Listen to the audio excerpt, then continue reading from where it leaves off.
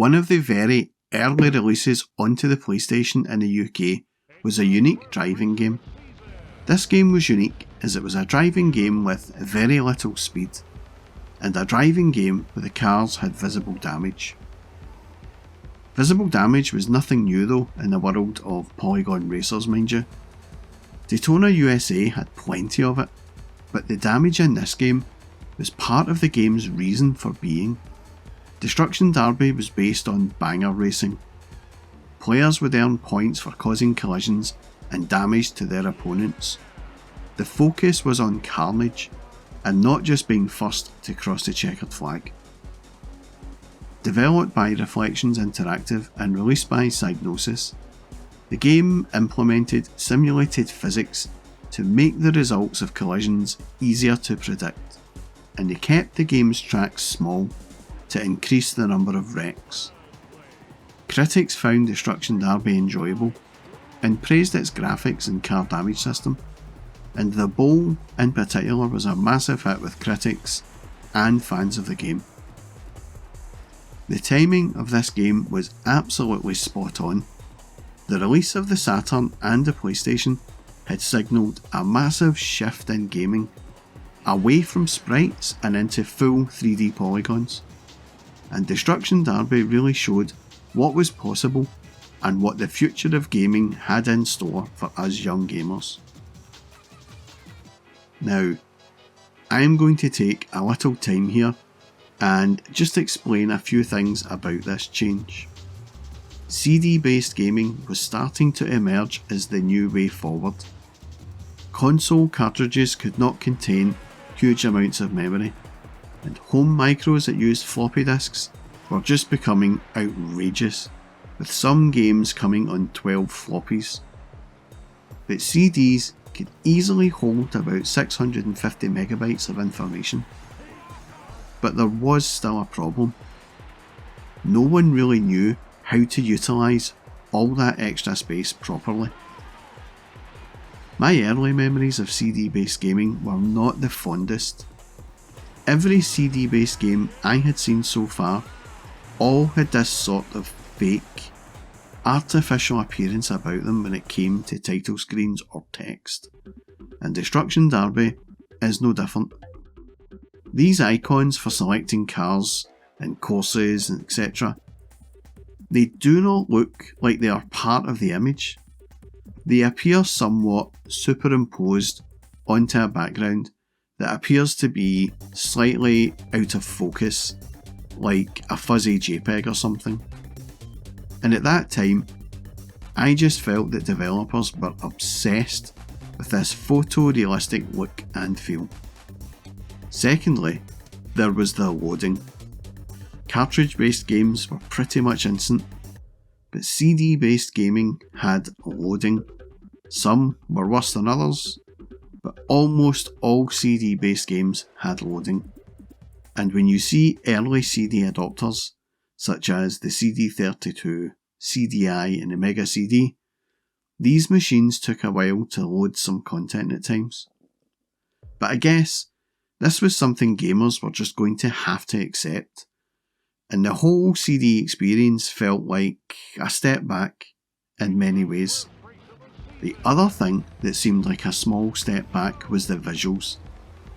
Some people will argue that polygon graphics are amazing, and they are really good, but those early days of polygon games at home all seemed to be a little rough.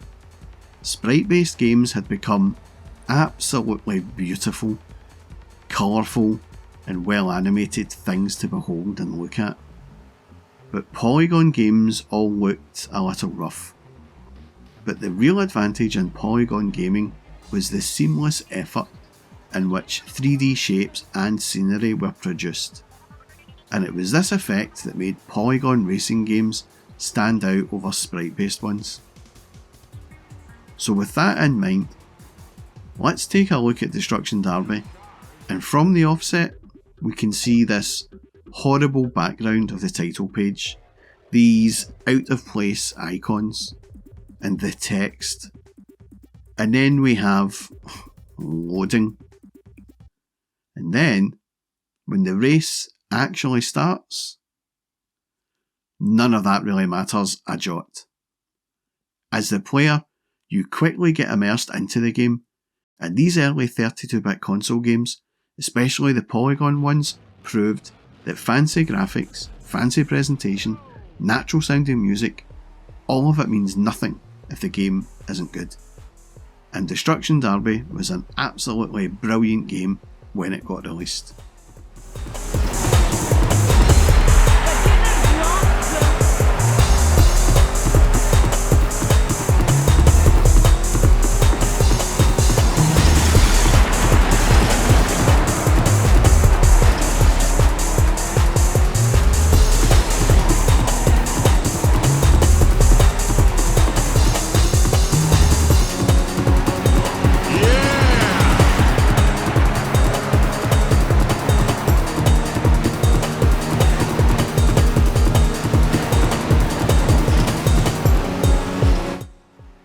As I said, the visuals are a little rough around the edges, but none of it detracts from the player's ability to identify the boundaries of the track or the other cars, or anything they really need to see.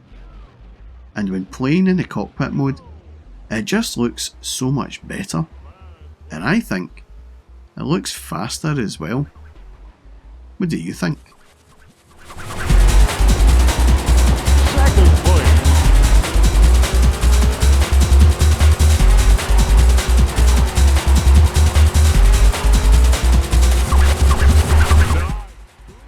Visually, this is one of those games you can date quite easily by the visuals, and some younger gamers might look on in horror and feel sorry for us older gamers, thinking that we never had any great games. But let me tell you, at the time of this game's release, absolutely nobody ever spoke about 60 frames per second or HD resolution or anything like that. None of that ever mattered when it came to having fun playing video games. And I do not get where this obsession came from with frame rates and stuff. And at the time, this game never looked any worse or any better than any other game of the time. The debris flying from the cars as you collide looks a little cheap and it just disappears into thin air. But it actually still looked brilliant to see all the destruction and carnage take place on screen. It was absolutely fantastic. Go!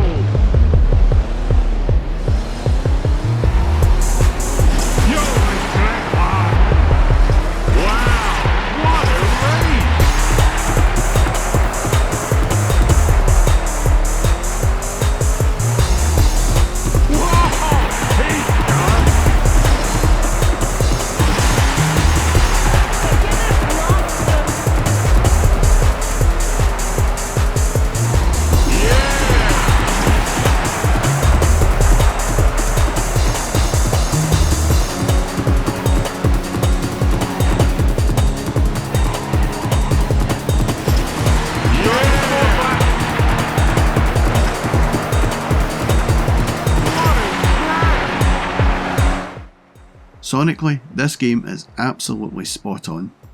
The quality of the sounds at this time were at a point where nothing really sounded terrible, just the composition of the tunes.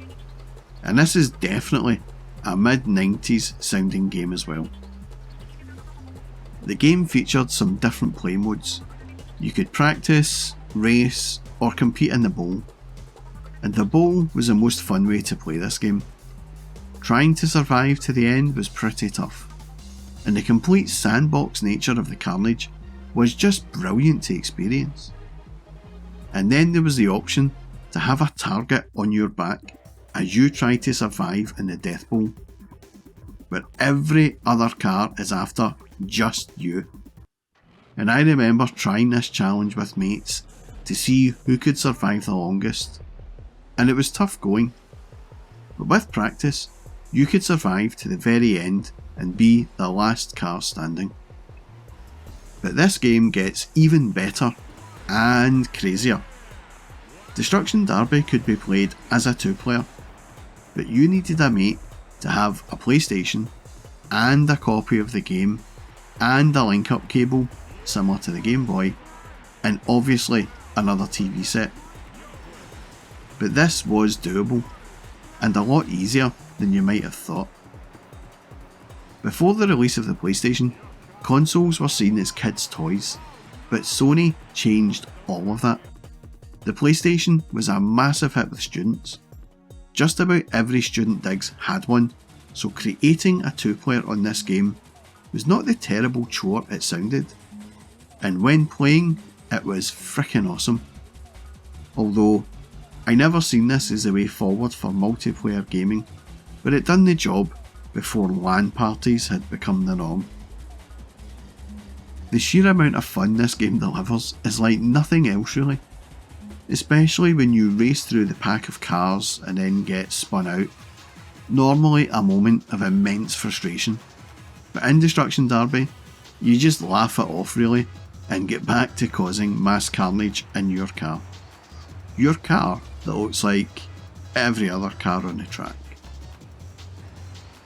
Overall, I would say this is a game you simply have to go and play if you haven't already. And if you have played it, then go back and play it again.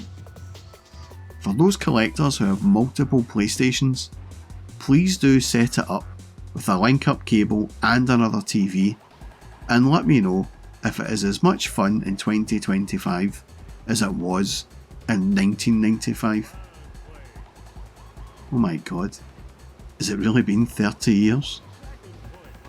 Time flies when you're having fun on Destruction Derby, along with bits of cars and even cars themselves, as they tend to fly around in the bowl. And that was my look back at Destruction Derby. As always, a massive thank you to all those who have subscribed and commented on my videos. I appreciate the feedback and the support. And that's all from me folks. Thanks for watching. 1